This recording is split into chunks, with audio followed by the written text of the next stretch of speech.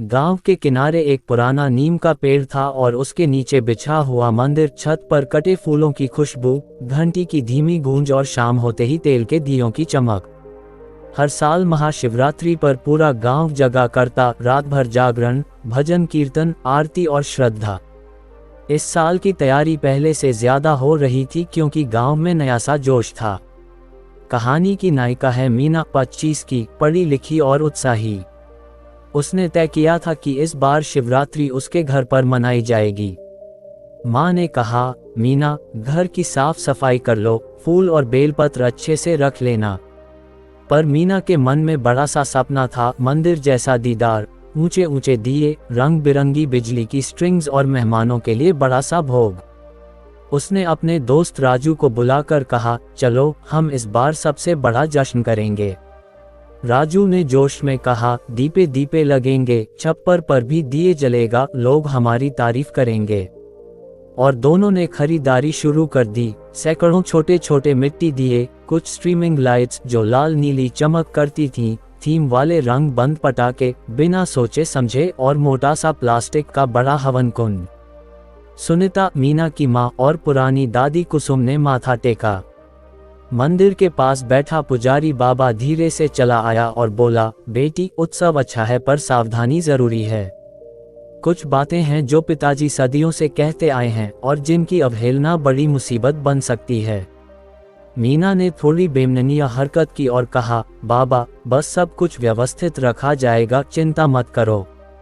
पर दादी की आंखों में चिंता थी। उन्होंने अपने अनुभव की कहानियां सुनानी शुरू की। हर कहानी में एक चेतावनी छिपी हुई थी। दादी की पहली कहानी, आग से संभल कर। वो साल याद है, दादी बोली, जब हमारे गांव में भी एक घर पर बस बड़ी रोशनी के चक्कर में दियों को छत पर बिठा दिया गया। रात तेज हवा चली और एक दिया गिरा, सूखी झांकियां और कपड़े भी पास में थे। कुछ ही पल में आग फैल गई।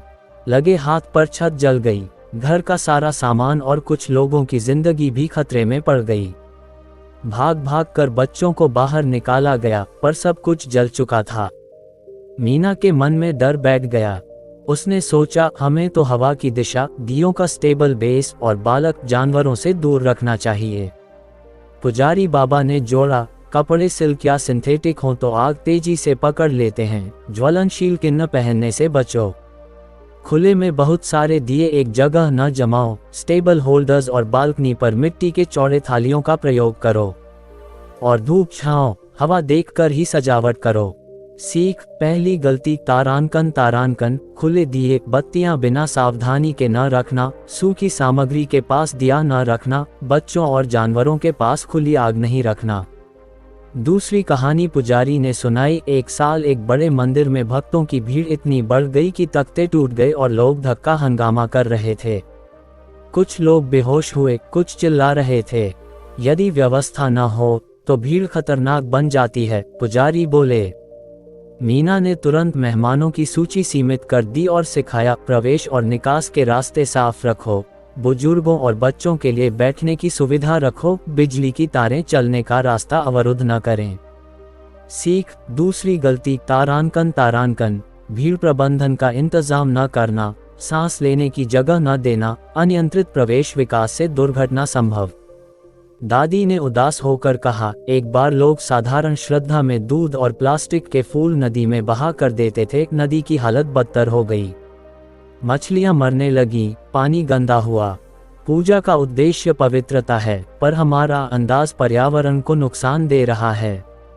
मीना ने तुरंत फैसला किया कि फूल और बेलपत्र घर से ही तैयार कराए जाएंगे, विरासत के मिट्टी के पॉट में ही रखेंगे और विसर्जन केवल इको फ्रेंडली तरीकों से करेंगे। किसी नदी में प्लास्टिक न फेंकेंगे, दूध बहाकर पानी जहरीला नहीं करेंगे।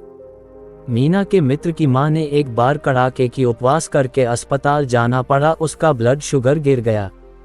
दादी बोली, व्रत पुण्य का काम है, पर स्वास्थ्य परमाधर्म है। गर्भवती महिलाएं, मधुमेह या ब्लड प्रेशर वाले लोग बिना डॉक्टर के कड़े उपवास न रखें।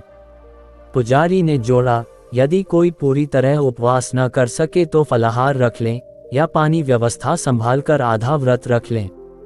दादी की आवाज कुछ कड़ी हो गई। एक बार कुछ लोग अपनी श्रद्धा के बहकावे में नशे में जंगल में गाना बजाना कर रहे थे। परिणाम बुरा निकला, मारपीट हुई और पूजा का सार खो गया।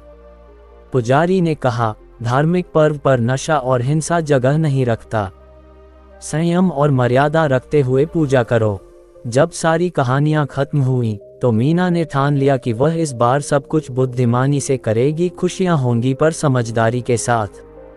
रात आई, मिट्टी के सुरक्षित दीपों ने आंगन को सजाया। त्रुटिहीन तारों को सुरक्षित तरीके से फिक्स किया गया। मेहमानों के लिए बैठने की व्यवस्था थी, छोटे बच्चों के लिए अलग खेल क्षेत्र और बुजुर्गों के लिए आराम। विसर्जन के लिए एक छोटा तालाब बनाया गया जिसमें फूल और प्राकृतिक पदार्थ रखे गए, प्लास्टिक बिल्कुल नहीं। व्रत रखने वालों को डॉक्टर की सलाह का ध्यान रखने को कहा गया और सबसे बड़ी बात, सबको बताया गया कि उत्सव में संयम, प्यार और परस्पर सम्मान जरूरी है। सुबह हुई, महाशिवरात्रि का त्योहार शांति और पावनता के साथ बीता। गांव वालों ने सबने मिलकर कहा, इस बार हमने वही किया जो करना चाहिए था, पर हमने वही नहीं किया जो नहीं करना चाहिए था। दादी ने मुस्कुरा कर कहा, यही सबसे बड़ी पूजा है। खुले दियों, अग्नि को बिना निगरानी न छोड़ें। स्टेबल होल्डर और मिट्टी के थाल रखें।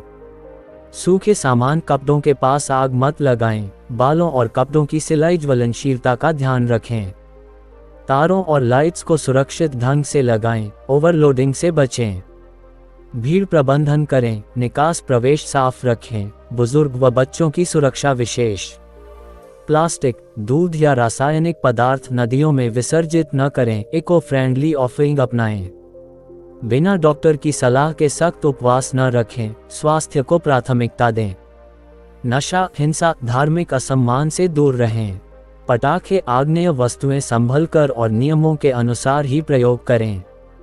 यदि छत, बैरियर्स पर दिए जलाएं तो गिरने से रोकने के लिए रेहल बार लगाएं। पड़ोसियों को सूचना दें। रात में शोर शराबे से पहले सहमति रखें। मीना ने वह शाम हमेशा याद रखी, नहीं सिर्फ भव्यता के कारण बल्कि क्योंकि उसने सीख लिया कि पवित्रता और सुरक्षा साथ साथ चलती हैं। जब हम सावधान रहते हैं तो श्रद्धा का फल भी सुरक्षित और पुष्ट बनता है। और दादी ने जैसा कहा था, श्रद्धा की रोशनी तब तक सुंदर है जब तक वह किसी की जिंदगी में आग नहीं बनती। ओम नमः शिवाय। दीप का दायित्व। गांव में महाशिवरात्रि की हवा कुछ अलग ही रहती थी। हर घर की खिड़की पर दीपक, मंदिर के गमछे पर हल्की सी बूंद और रात भर के गीतों की दहकती सी लय। इस बार गांव के बीचों बीच वाले छोटे से मंदिर की जिम्मेदारी अजय के दायित्व में आ गई। अजय युवा था, जोश से भरा और हर काम बड़े तामझाम से करना पसंद करता। उसने ठान लिया कि इस बार उनका शिवरात्रि किसी से कम नहीं होगा। रंग बिरंगी लाइटें, बड़े बड़े दीप, मेहमानों के लिए भव्य प्रसाद और गांव वालों की तारीफें। उसने जो सोचा वह शीघ्र ही कर डाला। एक ठेकेदार से बिजली की स्ट्रिंगें, चमकदार झुमके और छत पर छोटे छोटे दिए रखने के पात्र मंगवाए गए। तले हुए पकवानों की सूची लंबी थी और प्रसाद की थाली इतनी बड़ी कि हर आने वाले को 2 बार खाने को मिल जाए। अजय की आंखों में यही सफलता थी। पंडाल के पास कुछ किशोरों ने पटाखों की भी व्यवस्था कर ली। थोड़ी धूम मच जाएगी, उन्होंने कहा। पर गांव में हर कोई उत्सव के बड़े पैमाने का समर्थक नहीं था। मंदिर के पास रहते हुए बुजुर्ग नरेश काका ने कभी कभी अजय को तेज आवाज में टोका, बेटा, शोभा ठीक है पर सावधानी भी जरूरी है। बिजली, आग और भीड़ का ध्यान रखना। अजय ने उनके अनुभव को हल्के में लिया। काका, आप पुराने जमाने के नियम पढ़ते हैं, अब सब ऑर्डर से होगा। उस शाम धूप ढलते ढलते सब कुछ सज चुका था। रंगीन रोशनी ने मंदिर को बाजार जैसा बना दिया। अजय ने बड़ी शान से कहा, देखो न, इस बार हमरे मंदिर की शिवरात्रि सब बेहतर रहेगी। लोग तालियां बजाने लगे, पर अजय ने एक बात भूल दी। उसने बिजली की तारों की क्वालिटी चेक नहीं करवाई। वे तार स्थानीय दुकान के सस्ते तार थे, ओवरलोडिंग के लिए उपयुक्त नहीं। और छत पर लगे मिट्टी के दीपों के नीचे पुराने सूखे कपड़ों के कुछ टुकड़े रख दिए गए थे, सिर्फ इसलिए कि उन्हें लगा था दिखने में अच्छा लगेगा। रात गहरी हुई। भजन कीर्तन जोर पकड़ रहे थे। पंडाल में मोमबत्तियों की महक, धूप, धुआं और प्रसाद की चाशनी, सब कुछ मिलकर उत्सव का माहौल बना रहे थे। तभी अचानक पंडाल के पास की एक बिजली की स्ट्रिंग से चिंगारियां उड़कर नीचे पड़े सूखे कपड़ों पर जा लगीं। चिंगारी ने तुरंत छोटे कपड़ों को पकड़ लिया। हवा ने आग को और तेज कर दिया। कुछ लोगों ने देखा और चिल्लाकर मदद मांगना शुरू कर दिया, पर भीड़ में भगदड़ मच गई। किसी ने पानी के बाल्टियां उठाए, किसी ने गीला कपड़ा मारने की कोशिश की, पर आग ने तेजी पकड़ी। आग फैलते देख हर किसी का चेहरा घबराहट से बदल गया। अजय का उत्साह भय में बदल गया। उसने अपनी जिम्मेदारी की गंभीरता तभी समझी जब आग मंदिर की एक छोटी लकड़ी की किवाड़ तक पहुंच गई। भाग दौड़ के बीच एक छोटे बालक का पांव जल गया। नरेश काका, जो लगातार सतर्क कर रहे थे, तुरंत कुछ बुजुर्गों के साथ मिलकर नल से पानी लेकर आए और आग पर काबू पाया गया, पर नुकसान हो चुका था। पंडाल का एक कोना झुलस गया, कुछ दिए नष्ट हो गए और गांव के लोग सदमे में थे। अगली सुबह गांव का माहौल शांत था, पर चेहरों पर खिड़की सी उदासी थी। अजय बार बार कहता रहा, काश मैंने पहले देखा होता, काश मैंने ध्यान रखा होता। उसने महसूस किया कि उसका जोश, अच्छा काम करने की चाह अनदेखी और अहंकार में बदल गया था। उसने सोचा कि वह सिर्फ भव्यता देना चाहता था, पर उसने भौतिक चमक के चक्कर में सुरक्षा के नियम भूल दिए थे। समुदाय ने मिलकर पंडाल की मरम्मत की। अजय ने जो सबसे बड़ा सबक सीखा वह ये था, तारांकन कोई भी उत्सव, चाहे कितना ही बड़ा क्यों न हो, सुरक्षा और सामुदायिक जिम्मेदारी के बिना अस्थायी और खतरनाक हो सकता है। तारांकन उन्होंने गांव में एक छोटा सा नियम बनाया, दियों को मजबूत, अशांत जगहों पर रखें, सूखे पदार्थों से दूर। बिजली की सभी तारों की प्रमाणित क्वालिटी और मास्टर की जांच जरूरी। ओवरलोड न करें। पटाखों और खुले आग के सामान को सिर्फ खुले सुरक्षित मैदान में और लाइसेंस नियमों के अनुसार करें।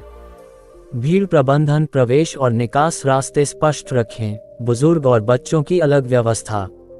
आपातकाल की स्थिति के लिए पानी के बर्तन, बाल्टियां और फर्स्ट एड किट पास रखें। प्रकृति का ध्यान रखें, फूल, दूध सीधे नदी में न बहाएं, कचरा इकट्ठा कर सुरक्षित तरीके से हटाएं। समुदाय ने इस घटना को एक नई सीख बना लिया। अजय ने सार्वजनिक रूप से माफी मांगी और अगले साल उसने उत्सव को और सादगी से, पर अधिक समझदारी और सुरक्षा के साथ आयोजित किया। इस बार दीप थे, भजन थे, पर सब कुछ नियंत्रित और नियमों के साथ था। लोगों ने महसूस किया कि असली श्रद्धा दिखावे में नहीं, बल्कि जीवन की रक्षा और एक दूसरे की भलाई में है। कहानी का अंतिम दृश्य ठंडी सी हवा में है। मंदिर के प्रांगण के एक किनारे पर अजय, नरेश काका और कुछ बच्चे मिलकर मिट्टी के छोटे छोटे दीप रख रहे हैं, पर इस बार हर दीप के पास पानी का एक छोटा गोला है। हर तार छिपे हुए पाइप के पीछे सुरक्षित तरीके से बंधा है, और प्रत्येक दीप जलते समय गांव के बच्चे उत्साह से नहीं, पर शांतिपूर्ण श्रद्धा से देखते हैं। नरेश काका मुस्कुराकर कहते हैं, दीप जलाना आसान है, पर दीप का दायित्व समझना जरूरी है, कभी गलती मत करना। और इस तरह गांव ने सीखा कि त्योहारों की चमक तभी सार्थक होती है जब वह किसी की जिंदगी को जोखिम में न डाले। श्रद्धा और सुरक्षा साथ साथ चलें, तभी दीप की असली रोशनी बनती है।